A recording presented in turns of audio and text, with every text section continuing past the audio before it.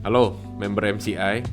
Jadi beberapa hari ini setelah toko online launching, saya mendapatkan banyak pertanyaan, WhatsApp juga puluhan, bahkan ratusan gitu ya, yang rata-rata isinya sama. Jadi hari ini saya coba menjelaskan apa sih bedanya toko online dengan platform-platform lain atau channel-channel digital lain yang ada di luar sana. Karena pertanyaannya terus berulang, jadi saya pikir daripada saya ketik satu persatu, lebih baik saya bikinkan video penjelasan singkat mungkin, tetapi nanti kita masih bisa bicarakan lagi lebih lanjut. Cuma ini analogi supaya teman-teman di sini juga bisa menjelaskan ke temannya atau prospeknya apa sih perbedaannya produk toko online dengan channel-channel digital lainnya.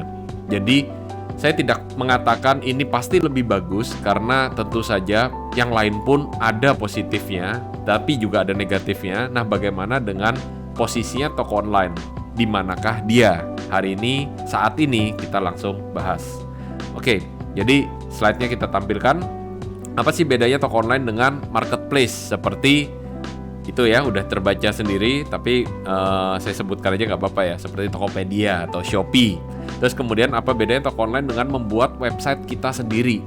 Ada juga yang bertanya tadi, Pak, saya udah berjualan nih di Facebook Marketplace katanya, Facebook Marketplace, atau saya sudah berjualan di Instagram. Apakah saya harus punya toko online lagi? Atau toko online ini kepake nggak sih nanti? Ada juga tadi yang WhatsApp saya, Pak, kita ini udah pernah mencoba kayak kursus online gitu ya, dan dikasih tahu bahwa lebih baik pakai landing page. Apa bedanya toko online ini dengan landing page? Oke, kita akan bahas juga. Dan terakhir, ada yang bilang, Pak, saya pakai Linktree atau pakai Campsite, dan ada yang tap link kayak gitu ya, macam-macam. Apa sih bedanya juga dengan toko online dengan kalau saya bicarakan itu sebagai multi-link page? Kita akan bahas satu-satu perbedaannya seperti apa atau konsepnya seperti apa supaya setelah video ini Anda dengarkan, Anda bisa langsung menceritakan konsep toko online ini seperti apa ke prospek-prospek Anda atau teman-teman Anda.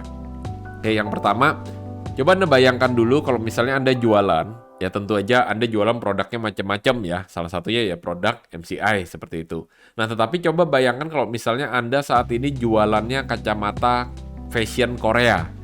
Oke, jadi di situ ada Oppa gitu ya, Oppa Korea. Anda bayangkan sekarang dapat supplier nih, ceritanya udah dapat supplier, terus kemudian mau jualan. Oke, kita ngomongin jualan ya, belum tentu jualan online, tetapi kita mikirnya mau jualan ini. Barangnya udah ada nih di rumah, sudah ada di rumah, kacamatanya udah tumpukan, SKU-nya udah banyak, harganya udah macam-macam. Terus sekarang kita mikirkan, aku mau jualan, startnya dari mana? Nah, Anda bisa memikirkan, misalnya cari channel penjual yang pas. Satu, apa kita buka di pasar aja ya?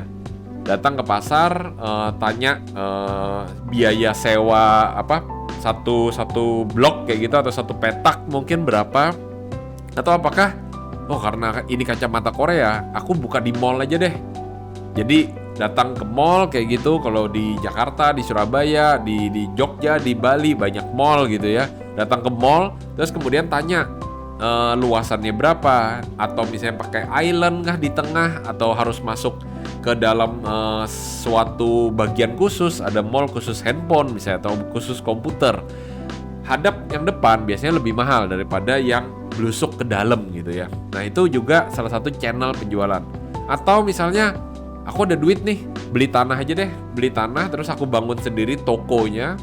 Terus kemudian aku mau bikin tokonya yang bagus sekalian. Toko apa ya, misalnya toko kacamata Oppa misalnya, gede sekali, kacamatanya lengkap, SPG-nya ala-ala Korea misalnya. Oke, ataukah misalnya aku ikut basar aja di tempatku waktu misalnya menjelang puasaan kayak gitu ya, pas puasaan atau pas menjelang lebaran banyak yang buka basar di jalan lah, atau di kompleks masjid, atau misalnya ada yang di gereja, atau misalnya ada sekolah misalnya mengadakan basar, kita buka di sana aja, dijejer pakai meja temporary. Atau apakah aku bikin kartu nama aja deh, isinya toko Oppa menyediakan segala macam jenis kacamata fashion Korea. Isinya ada nomor handphonenya kita, terus kemudian ada WhatsApp-nya kita misalnya, atau misalnya ada alamat rumahnya kita, ada beberapa produk, foto produknya kita cetak digital printing mungkin cukup murah, Satu kotak kartu nama mungkin harganya bisa 30.000 sampai 100.000, terus kemudian dibagi-bagikan. Bagikan ke teman, aku sekarang buka loh kacamata misalnya. Atau di tengah jalan, jangan di tengah jalan ya, di lampu merah dibagi-bagikan ke orang. Dengan harapan apa? Orang lihat, lucu juga ya, telepon atau misalnya datengin ke rumahnya kita. Atau yang terakhir, apa kita buka di ruko aja misalnya. Kita buka di ruko, terus kemudian pasang plang kayak gitu ya. Toko kacamata Opa spesialis kacamata fashion Korea. Nah, ada beberapa channel yang pas. Sekarang kita lihat yang terbaik yang mana, karena apa? Semuanya baik tentunya. Kalau punya duit dan punya waktu ya dibuka semua aja. Oke, nah tetapi bedanya apa sih setiap channel penjualan ini, dan apakah ada channel penjualan lain? Ada. Mungkin nanti terakhir kalau sempat kita bahas ya. Pertama, kita ngomongnya kita buka di pasar. Oke, mungkin slide-nya bisa di full-kan aja ya supaya kelihatan. Oke, kita pertama buka di pasar. Nah, buka di pasar ini mirip kayak kita buka di marketplace, kayak di Tokopedia atau Shopee. Artinya apa? Secara positifnya, orang udah tahu lokasinya. Jadi kalau customer itu bingung nyari barang, mereka udah langsung buka aplikasi atau langsung buka websitenya tokopedia.com atau shopee.co.id kayak gitu ya, atau langsung buka aplikasinya. Itu orang udah tahu. Terus kemudian pengelola pasar ya, atau pengelola marketplace akan mempromosikan pasarnya. Makanya kita sering lihat Tokopedia atau Shopee pasang iklan juga di sosial media, di TV, bahkan di banner-banner di jalan. Oke, atau pas lagi main game atau lagi TikTokan keluar iklannya Tokopedia, iklannya Shopee atau iklannya Blibli kayak gitu, Bukalapak. Mereka mengiklankan pasarnya mereka.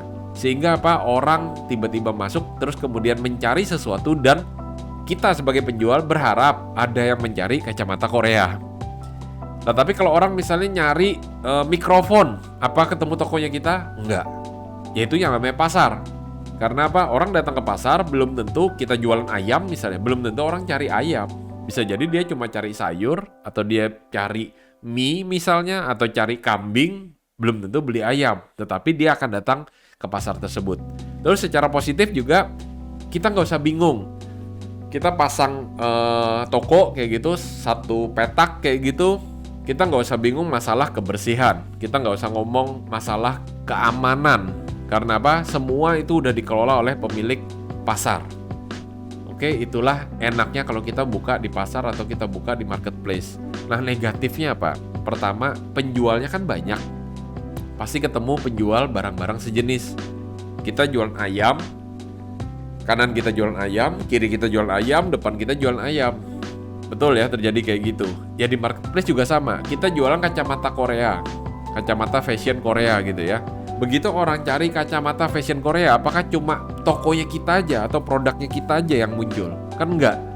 Karena apa? Mungkin ada puluhan, ada ratusan, atau ada ribuan penjual lain yang sama-sama menjual kacamata fashion Korea. Oke, sehingga apa? Poin kedua, terjadi persaingan harga. Ini modelnya sama.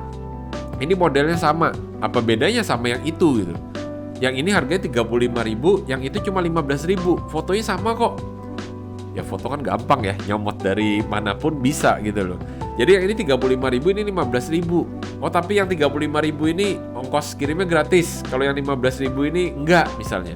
Atau apapun lah ada perbedaannya. Cuma di customer mereka akan cenderung melihat mana yang lebih murah.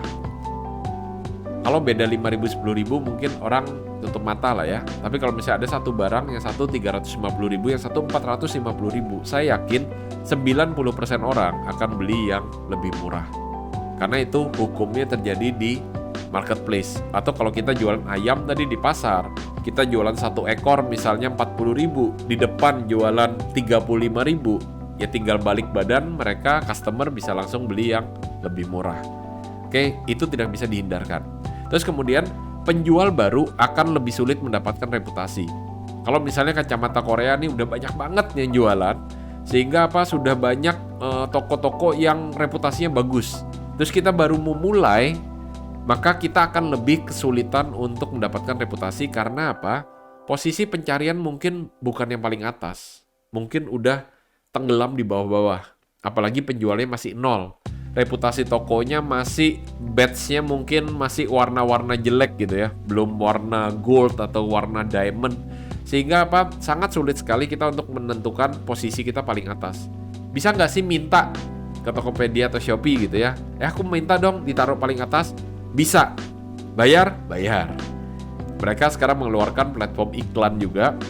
Jadi bukan beriklan di Google atau di Facebook kayak gitu ya, tetapi beriklannya adalah di platform itu sendiri. Supaya kalau orang ngetik kacamata fashion Korea, produknya kita muncul di atas sebagai iklan. Oke, muncul di atas. Apakah pasti dibeli orang? Belum tentu. Tetapi apakah lebih tinggi kemungkinannya daripada tenggelam di bawah? Iya, orang akan lebih melihat, oh ini ada nih yang jualan. Tetapi kembali, kalau kita jualnya harga 35.000, terus produk yang organik munculnya harganya cuma 20.000, bisa jadi orang akan beli yang 20.000, bukan lihat yang iklannya kita. Jadi tetap aja walaupun kita beriklan, tetap perlu ada harga yang reasonable atau cukup murah atau ngikutin harga pasaran. Tidak bisa kita naikin harga semaunya kita. Oke, terus kemudian kalau ada yang banting harga, kita nggak bisa ngapa-ngapain. Kita komplain misalnya, Tokopedia tolong dong si itu jualnya kok murah banget, barangku modalnya lebih tinggi daripada dia jual. Apakah Tokopedia bisa ngomong, toko itu kamu jangan jual murah dong? Karena justru platform atau pasar diuntungkan kalau ada yang jual murah. Semakin banyak orang yang datang. Bisa dipahami ya? Jadi posisi kita sebagai pemilik barang atau kita yang jualan, posisi kita tidak terlalu utama di sana. Karena yang penting adalah customer masuk kemudian melakukan belanja tanpa harus peduli apakah penjual ini untung atau enggak. Karena prinsipnya platform adalah hanya mempertemukan. Oke, itulah positif dan negatifnya. Terus, apakah terus sekarang nggak boleh nih buka di pasar atau dibuka di marketplace? Siapa bilang gitu ya? Buka aja, nggak ada masalah juga. Tetapi kita harus tahu positif dan negatifnya apa. Satu lagi, ini baru kejadian sekitar 1 tahun terakhir mungkin, atau 1 tahun setengah lah. Kalau kita misalnya sebagai penjual, ada customer kita beli kemudian pakai pengiriman kurir instan gitu ya. 2 ojol, ojek online ya, 2 ojol misalnya mereka pengiriman instan. Maka yang terjadi adalah nomor handphonenya customer kita itu dibintang-bintangin alias dimasking istilahnya atau ditutup-tutupin. Artinya apa? Kita sendiri tidak tahu customer kita nomor handphonenya berapa. Bisa nggak sih kita kontak ke customernya? Bisa, tapi pakai platform chat yang ada juga di platform itu. Nah, masalahnya adalah kalau kita chatting terus kita tanya nomor handphonenya juga dibintang-bintangin atau diblok juga karena platformnya tidak mengizinkan terjadi transaksi di luar platformnya dia. Ini yang berbeda dengan di pasar ya. Kalau kita di pasar ada ibu-ibu jual ayam misalnya. Saya beli ayam, Bu, nanti aku pesan langsung WhatsApp aja boleh ya dikirimin ke rumah. Maka ibunya dengan senang hati memberikan nomor handphonenya. Tanpa harus takut pengelola pasarnya datang atau satpamnya atau hansipnya datang, loh ibu kok ngasih kartu nama? Nggak boleh Bu di sini, harus orang transaksi di sini. Oke, itulah perbedaan antara pasar yang kita ngomong pasar tradisional yang memang mempertemukan penjual dan pembeli dengan marketplace digital. Karena kalau di marketplace digital semuanya harus ikut aturannya mereka. Oke, terus kemudian kita lanjutkan. Bagaimana kalau misalnya kita buka di mall?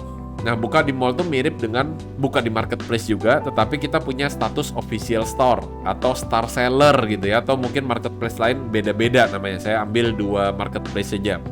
Positifnya adalah toko akan lebih diutamakan karena munculnya di depan. Jadi yang posisinya official store atau star seller ini di halaman depan itu lebih besar kemungkinan untuk muncul. Tetapi saya udah official store tetap belum muncul paling atas karena official store juga sekarang banyak banget. Jadi bayangin tuh satu layar kecil kayak gitu, mungkin cuma bisa nampung 60 toko, mungkin kalau kita scrollnya cukup jauh. Artinya apa? Kalau official store-nya ada 10.000 misalnya, ya giliran juga lah muncul di depan. Nggak bisa langsung semua muncul. Tetapi pada saat pencarian, yang official store atau yang star seller akan muncul lebih diutamakan di atas. Oke, kenapa? Nanti kita bahas ya. Terus kedua, mendapatkan kesan lebih terpercaya karena ada badge khusus misalnya atau ada logo khusus untuk toko-toko yang sudah masuk di official store atau star seller. Dan yang terakhir, mendapatkan promosi lebih banyak dari pengelola mall.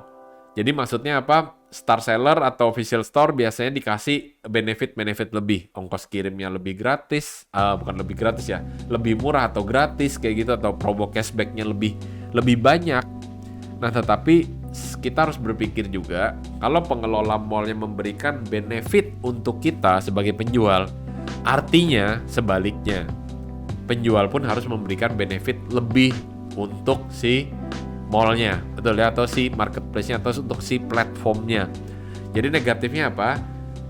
Kita harus ngikutin jam bukanya mall. Ini kalau mall beneran ya. Artinya apa? Kalau mallnya buka jam 10, terus customer kita ngotot mau datang jam 9, ya kita nggak bisa. Ini misalnya si mallnya lagi trouble nih, misalnya servernya lagi down. Maka customer kita mau menghubungi kita bagaimanapun nggak bisa, karena lokasi tokonya kita di dalam mall itu gitu.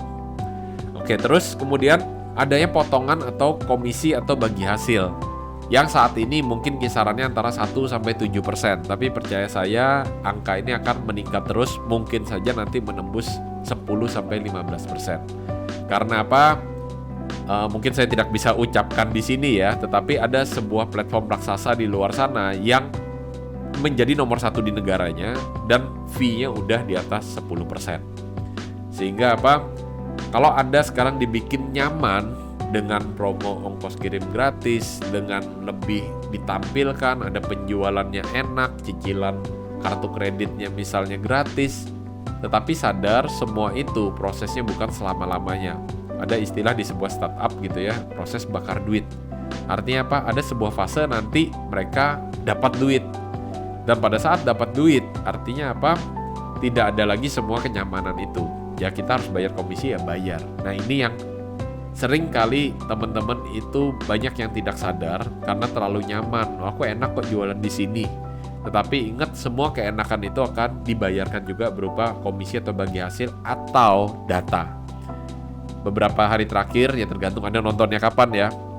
Yang pada saat video ini dibuat di bulan Maret ini sekarang 2021, lagi banyak seller asing bunuh UMKM gitu ya. Nah, sebenarnya di kalangan pemerhati digital marketing, prediksi ini udah ketahuan sejak 3-4 tahun yang lalu. Tetapi semua nggak sadar kan, karena apa? Oh enak, gratis ongkos kirim, dipromosiin, pembelinya banyak dan segala macam.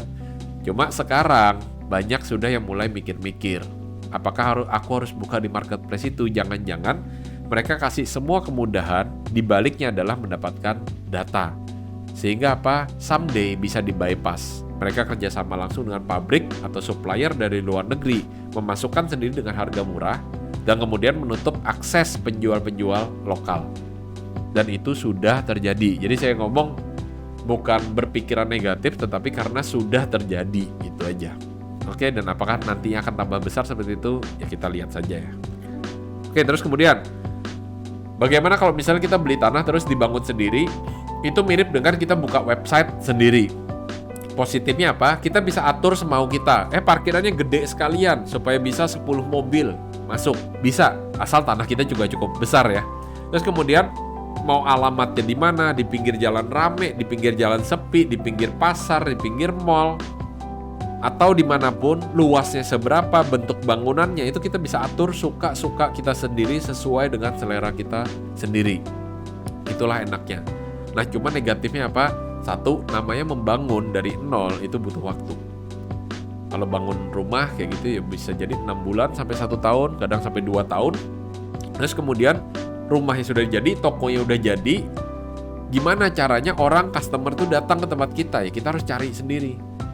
Ada yang pakai balon goyang-goyang, ada yang pakai plang nama gede, ada yang mengiklan juga melalui sosial media untuk memberitahu customernya, kita udah buka loh. Nah, terus kita harus nyari sendiri, dan kemudian kita harus ada pengetahuan dan biaya lebih untuk pembangunan dan pemeliharaan toko tersebut. Jadi kalau di website itu kita harus punya orang IT sendiri. Kalau kena hack, kita harus minta bantuan misalnya dari penyedia hostingnya, apakah mereka punya backup. Kalau misalnya aksesnya lambat, kita perlu optimasi lagi. Jangan-jangan bannernya terlalu besar, bannernya terlalu banyak, slidingnya terlalu banyak. Kalau misalnya check out-nya nggak bisa, ya kita harus minta lagi ke providernya atau ke tim IT kita. Kita mau menambahkan channel pembayaran. kita harus apply lagi ke penyedia payment gateway, di mana kita harus punya badan usaha. Terus kemudian kita mau kerjasama dengan logistik, ya kita harus kontak lagi satu-satu ke ekspedisi-ekspedisi untuk diintegrasikan ke dalam websitenya kita. Kalau Anda punya waktu yang cukup, Anda punya budget yang cukup, dan Anda punya memang perusahaannya berkembang, memang banyak customer dari online, saya sarankan punyalah website sendiri. Tetapi kalau Anda waktunya mepet, tim IT nggak terlalu ada atau nggak punya bahkan, lebih baik jangan. Karena apa? Saya udah nemuin, bahkan ada seorang rekan saya punya website sendiri, punya aplikasi sendiri, budgetnya dia untuk membangun udah hampir 1 tahun, udah menghabiskan duit di atas 1 miliar, terus akhirnya diputuskan berhenti. Karena apa? Ternyata tidak segampang itu gitu. Membangun sebuah website, mendatangkan traffic, terus kemudian meminta orang untuk mulai berbelanja di website tersebut.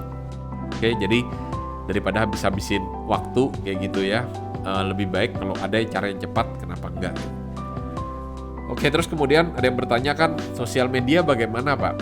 Ya, sosial media itu menurut saya mirip kayak kita buka di pasar. Sudah ada kerumunan orang yang akan jadi customernya kita.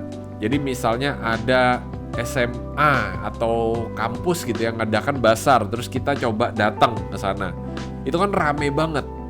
Dan sudah ada booth-booth orang-orang jualan. Nah, itu mirip kayak sosial media. Kita jualan di Facebook Marketplace. Sudah ada orang-orang yang aktif di Facebook, terus kemudian kita buka.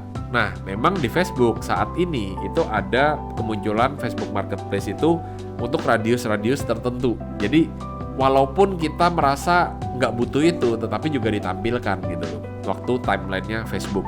Nah, kalau kita aktif menawarkan atau mendatangi calon pembeli, maka penjualan kita bagus. Artinya aktif menawarkan ya fotonya yang bagus, kalau misalnya ada informasinya, terus orang mem-WhatsAppin atau misalnya dia Facebook Messenger gitu ya, kita cepat responnya, maka bisa jadi penjualan kita bagus. Negatifnya apa? Satu, belum tentu cocok dengan target marketnya kita. Kita jualan kacamata Korea misalnya, itu kan Facebook Marketplace kan tergantung areanya kan. Bisa jadi di seputaran areanya kita tidak ada orang yang suka gitu loh fashion Korea misalnya. Butuhnya kacamata baca yang nggak cocok akhirnya, walaupun muncul tidak akan terbeli. Terus kalau kita diem saja, nggak bikin foto yang bagus, tidak aktif menawarkan, tidak aktif join di grup-grup untuk menawarkan, maka bisa jadi penjualan kita juga sangat-sangat sedikit. Terus tampilan toko harus menarik, atau foto harus menarik, dan harus pas respon, supaya orang percaya. Dan yang terakhir, siapapun bisa jualan di sosial media. Saya bisa bikin akun Instagram, terus kemudian kelihatan meyakinkan, atau saya tiru, ada satu toko online misalnya udah top, saya tulis saja di sini katalog toko online itu gitu. Kemudian kalau orang nge-search secara nggak sengaja ketemu akun Instagramnya saya, misalnya yang lagi niat nipu tadi, bisa aja mereka langsung melakukan belanja di sana. Terus kemudian tiba-tiba chatting, saya punya temen kayak gitu ya, tiba-tiba datang ke tokonya kayak gitu, toko aslinya ya. Terus ngomong, Pak, saya mau ngambil barang ini. Loh Pak, transaksinya lewat mana? Oh, lewat Instagram ini loh. Katanya harganya 3 juta, saya disuruh transfer dulu 2 juta, terus nanti 1 jutanya di lokasi, disuruh datang ke sini. Ya, kita ngomong, ya nggak bisa, bukan kita ya. Teman saya ngomong, Bapak maaf, itu bukan akun Instagramnya kita. Ya Bapak ketipu. Apakah terus teman saya harus memberikan barangnya karena merasa bersalah? Kan enggak gitu. Karena apa? Siapapun bisa jualan bukan di marketplace, siapapun bisa jualan di sosial media, di Instagram atau Facebook, karena nggak ada filternya. Nah, terus kemudian kalau misalnya kita bikin kartu nama disebarin, nah itu mirip dengan bikin multi-link page ya istilah saya ya. Positifnya apa sih? Memudahkan customer untuk tap linknya. Jadi di tap aja linknya, terus kemudian masuk langsung ke WhatsApp-nya atau ke YouTube-nya kayak gitu ya. Jadi jauh lebih mudah untuk customer kita daripada save to contact. Saya paling capek tuh kalau misalnya ada orang untuk order WA 08 berapa, saya harus bolak-balik ke kontak cuma untuk nyatet. Nah, padahal kalau dia pakai Linktree misalnya atau Campsite atau misalnya pakai wa.me, ditaruh di linknya di Instagram, di tap kan langsung bisa ke WhatsApp, jauh lebih mudah. Terus kemudian bisa memasukkan banyak link ke dalam satu halaman itu tadi. Jadi misalnya halaman multilink /Riko gitu ya, atau toko Opa tadi. Maka di dalamnya ada WhatsApp admin 1, WhatsApp admin 2, website kayak gitu, TikTok, Instagram, YouTube channel, alamat, location kayak gitu. Itu bisa kita masukkan. Jadi orang tidak perlu bikin sebuah website yang kompleks, tetapi hanya butuh satu halaman aja untuk menampilkan multiple link. Ini cara terbaik menurut saya saat ini, karena apa? Orang semua based on handphone saat ini. Jadi kalau bisa halaman itu cukup di dalam satu halaman handphone aja. Nah, terus kemudian negatifnya apa? Harus setting manual. Saya lihat seringkali orang pakai Linktree kayak gitu ya. Ternyata di dalamnya juga cuma WhatsApp aja satu gitu loh. Saya pikir juga ngapain dia pakai Linktree. Langsung aja di depan pakai wa.me atau pakai Bitly, mungkin lebih gampang. Tetapi ya bagaimanapun cukup banyak yang masih mungkin belum mengerti cara settingnya bagaimana. Dan menyulitkan juga kalau misalnya nggak ngerti digital. Terus kedua, harus disebarin secara manual. Ini ya Linktree-ku misalnya ditaruh di Instagram atau ditaruh di WA bisnis kayak gitu, ada profile, ada website, kita masukkan ke sana. Atau ditaruh di Google My Business, itu juga bisa. Nah, terus hanya bentuk tulisan aja. Kalau misalnya mau bagus, ada backgroundnya, ada bunyi-bunyinya, ada goyang-goyangnya, itu harus berbayar. Di mana berbayarnya bisa jadi nanti jauh lebih mahal daripada langganan toko online gitu ya. Mendapatkan hak akses toko online lebih murah daripada cuma satu biji itu aja. Nah, jadi terus toko online itu apa sih? Toko online itu mirip kayak kita sewa dan buka di ruko. Konsepnya adalah rukonya udah jadi, rak-raknya itu udah ada. Bahkan kalau kita sewa ruko kan mungkin kosongan kan ya. Tapi kalau di toko online ini lebih dari itu. Jadi kayak di ruko udah siap pakai, nggak perlu mikirkan nih listriknya berapa watt, terus kemudian airnya di mana jalurnya, kamar mandinya di mana, pintu kacanya udah ada atau belum, parkirannya di mana, satpamnya yang mana, itu semua udah disediakan. Ya, saya tahu komplek ruko nggak semuanya udah se-ready itu, tetapi kalau kita ngomong toko online itu mirip ruko yang udah benar-benar siap pakai, bahkan sudah ada raknya, sudah ada WC-nya, mungkin sudah ada lantai 2-nya, kita tinggal isi barangnya kita aja. Selain itu akses, kalau macet bagaimana, kalau malam kelihatan apa enggak bannernya, itu semua udah di sisinya toko online yang memprovide atau menyediakan itu semua. Jadi negatifnya hanya satu, yaitu apa? Traffic memang Anda harus cari sendiri. Nanti kita akan bikinkan video lagi ya, bagaimana caranya memanfaatkan toko online, bagaimana caranya mendapatkan traffic supaya ada orang datang ke toko online-nya kita. Tetapi bukan di sesi yang ini ya, karena nanti akan terlalu panjang. Jadi kesimpulannya, channel penjualan online itu sangat banyak. Ada juga yang bilang, Pak, aku buka di OLX, bisa nggak sih? Lo bisa juga. OLX itu kayak iklan baris. Kalau kita di koran dulu kita buka iklan baris, terus banyak sekali. Coba bedanya sekarang OLX itu ada fotonya. Tetapi kalau Anda misalnya jualan kacamata tadi lah ya, kacamata Korea. Pada saat Anda cari kacamata, maka di bawah ini langsung banyak toko-toko lain juga yang juga jualan kacamata.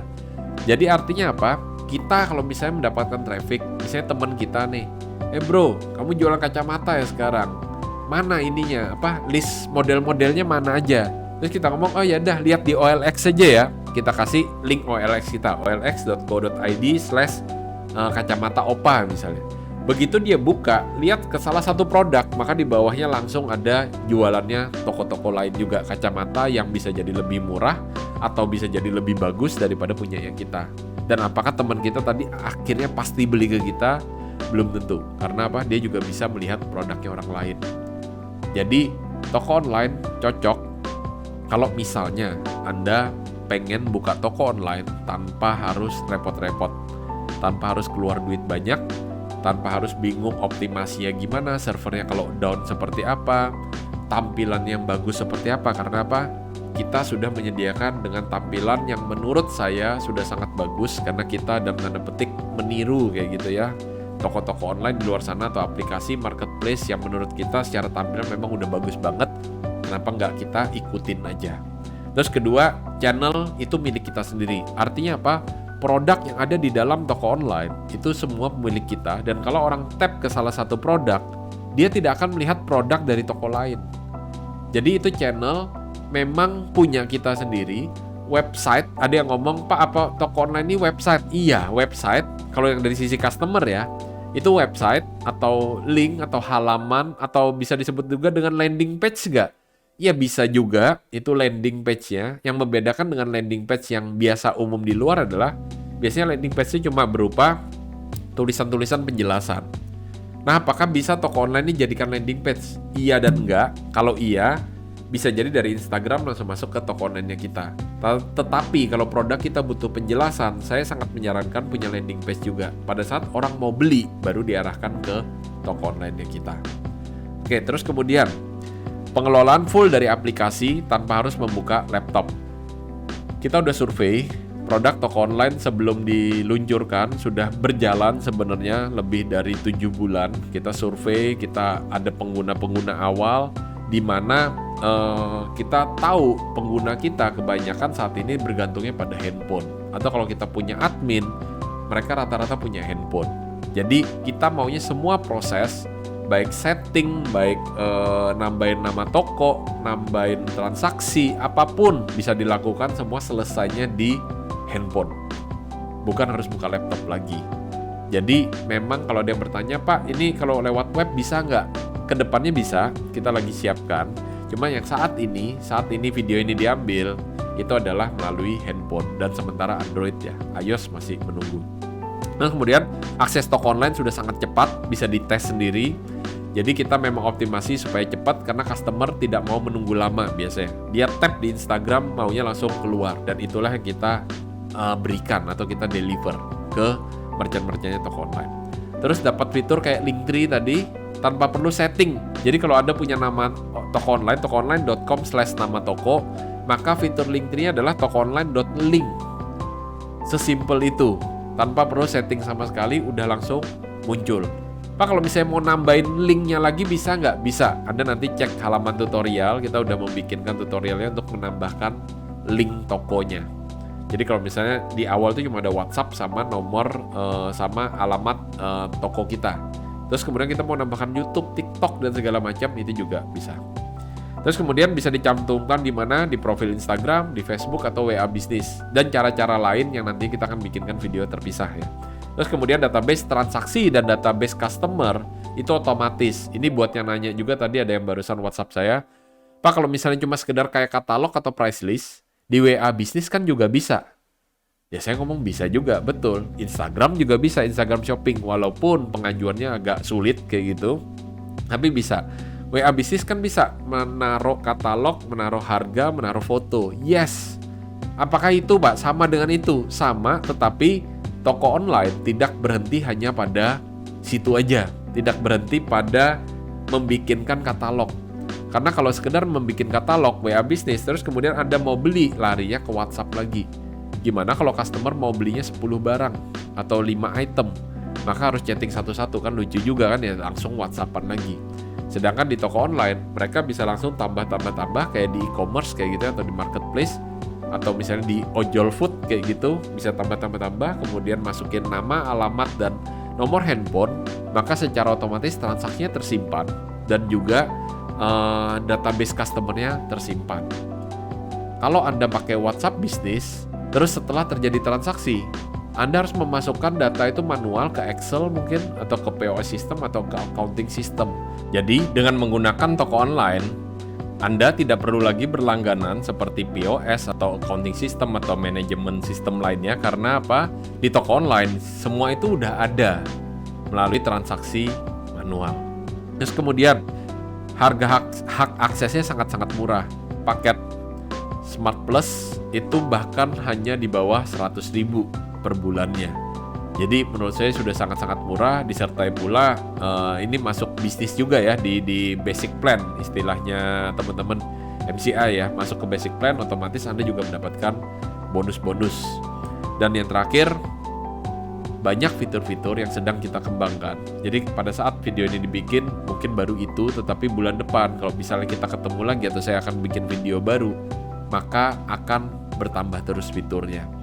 Jadi toko online adalah bukan sebuah produk yang ya kamu memang tinggal pakai kayak gitu, tetapi apakah fiturnya nanti bisa. Ada yang request, Pak, bisa dengan pembayaran otomatis nggak? Bisa ongkos kirimnya hitung otomatis nggak? Iya, kita sedang menjalankan itu. Kita sedang berusaha mengintegrasikan itu. Jadi tolong ditunggu dulu. Karena apa? Nanti kita pasti akan rilis. Oke, semoga hari ini video ini bisa membawa pencerahan mungkin buat Anda atau buat teman-teman Anda, apa sih bedanya toko online dengan platform yang lain, mana yang lebih bagus. Kalau saya bilang, pilihlah sesuai kemampuan dan juga pilihlah sesuai dengan bisnis Anda. Apakah toko online yang pasti yang terbaik? Menurut saya tidak.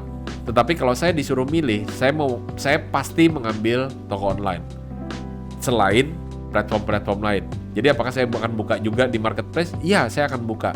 Tetapi misalnya produk-produk khusus saya arahkan ke toko online. Karena apa?